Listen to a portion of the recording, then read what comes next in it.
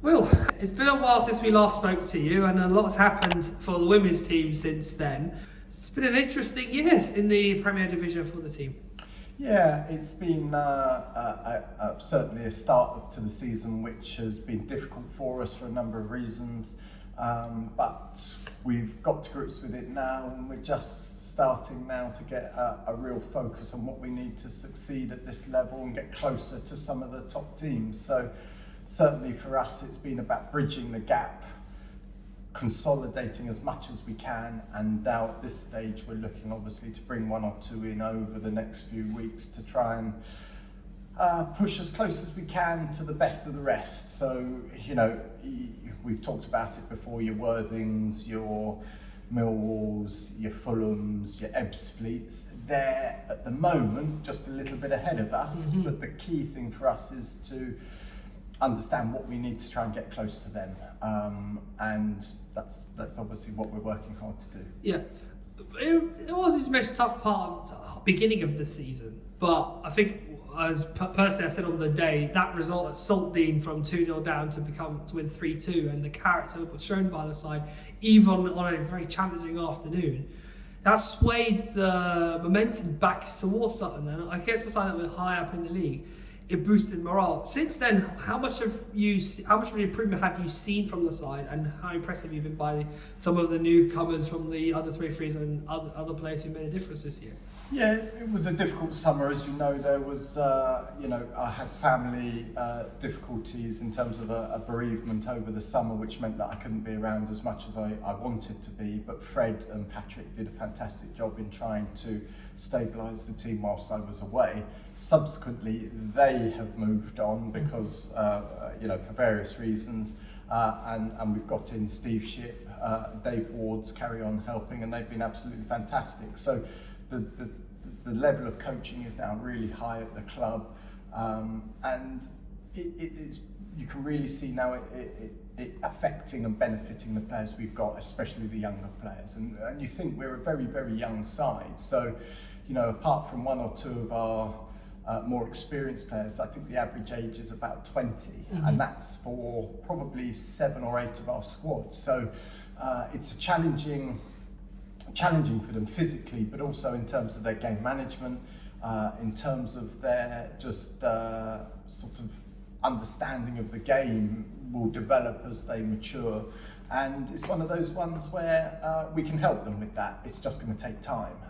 In terms of some of our very young players, obviously got Lily, who's 16, Layla, who's 17, been doing fantastically. I've probably given them more football than I'd sort of expected, but that's because they've done so well. So, full credit to them. Yeah. Let's talk about 2023 now. Of course, a lot's happened since the last game, as mentioned, was December the 4th. So it's been a bit of a busy month. Obviously, the Christmas period and various postponements due to the weather made it a little harder to keep the flow of games going. But what's been going on behind the scenes between the last game that we've seen the women's team play and now? Yeah, so it's been frustrating for us, as you can imagine. Our game away at Acorns was postponed because of frozen pitch. I think the one against Millwall was frozen pitch, and then we played against, we're due to play against Dulwich, it was waterlogged pitch. So we seem to be going round in circles a bit with the fixtures, but do you know what? It's given us a bit of time to train hard over Christmas. We've trained throughout Christmas. As I said to you before, we're trying to get 1 or 2 in, which we're hoping to complete in the next week or so. We certainly need strengthening in 1 or 2 areas, which we're addressing. But it's challenging. I think the players have been fantastic in supporting those who are coming in, and it's just about trying to get a bit more experience around the squad so that the younger players have that support on and off the pitch. Yeah.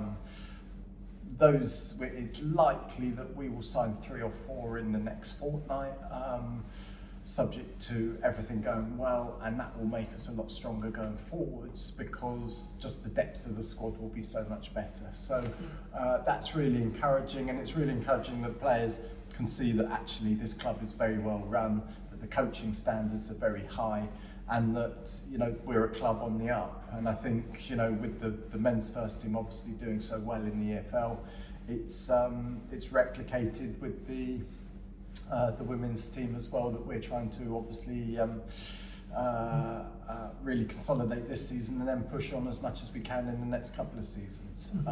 In terms of sort of off-field stuff, the women's first team is now, because of our status, we're now standalone with the men's first team as a sort of elite performance team. So the reserves and the development team, along with the youth section, will now fall under our foundation, which will really suit their growth. The pathway will still be there for all of the young girls coming through into the first team. So it's really good, the opportunities for all of the girls, right the way from the little ones at Wildcats right the way through to the development and reserves, will always get opportunities to come into the first team. And you've seen that obviously with Layla. Lily came straight from the 16s, so it's been really positive, and we're just hoping that that will carry on. Yeah, fantastic, and we're hoping the same from our side too. Obviously, we've been speaking a lot about incomings, but we have seen players move on. Obviously, in some we had Hayley Holford move on, and fairly recently we've had another very long-standing and legendary part of the squad move on too.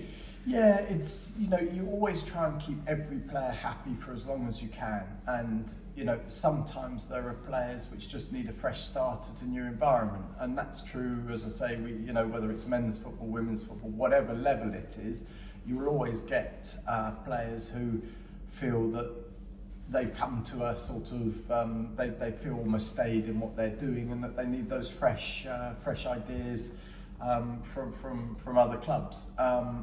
Obviously, it's disappointing from my perspective to lose any of your players, because you always feel that that there's something you could have done better to keep them within the club, but sometimes that just isn't the case, and that they just need to move on. So certainly with one or two we've sent out on loan just to gain experience at Tier 6. They will come back in over the summer, hopefully, with that year's experience coming back to us. One or two have gone out on permanent deals, and that, as I say, is just part of football and what we have. And it was important that with those players going out that we understood that and recognised what we needed to bring in to sort of counteract those players going. And it's nothing's ever sort of personal in football, because you always wish every player well. You put a lot of energy into trying to develop players when they're with you, and if you see them going on to bigger and better things, that's absolutely fantastic, because it shows you that you've played your part in their development. And I'm sure Matt's the same. He was not lucky enough, but worked brilliantly to bring David Ajiboye in as his first signing, I think from, was it Worthing?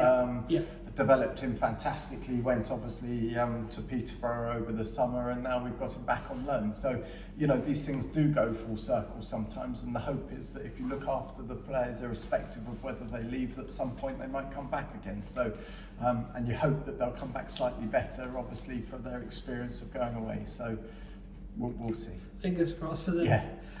Let's talk about now the future. 2023, new year, hopefully an opportunity for Sutton to look ahead in terms of the league table. Obviously at the moment it's not pleasant to see where they are, but there is an effort being made to get up and away from that, let's say, ever so fearsome bottom two.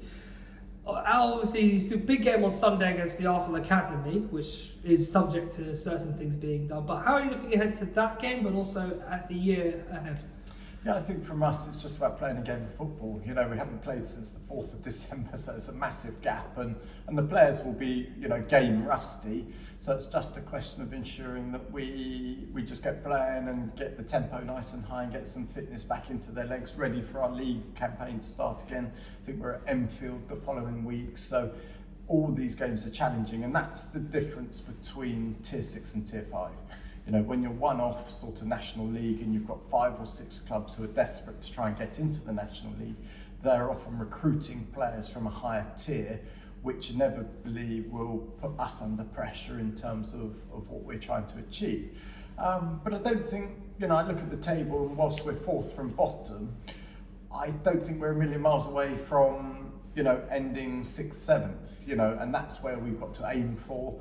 Maybe higher if we can get a bit of momentum going. If the players settle quickly, who I'm looking to bring in, then there's no reason why we can't push for 4th or 5th.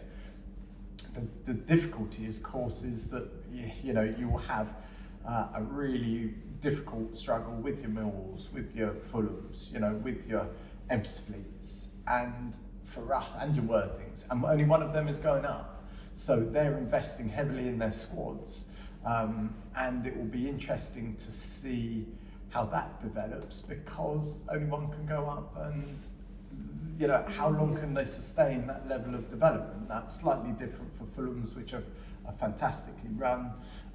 You know, they obviously get a lot of support through the men's section, but it'll be interesting to see how one or two of the other clubs carry on with that as well. So yeah, but in terms of us, we'll just keep going, work hard, and I'm sure we'll end up sort of, hopefully, as close as we can to those. Fantastic. Well, we've covered a lot, but here's hoping that 2023 is a more fruitful year for Sutton as it's been so far. Pleasure to talk to you. Thank you very much.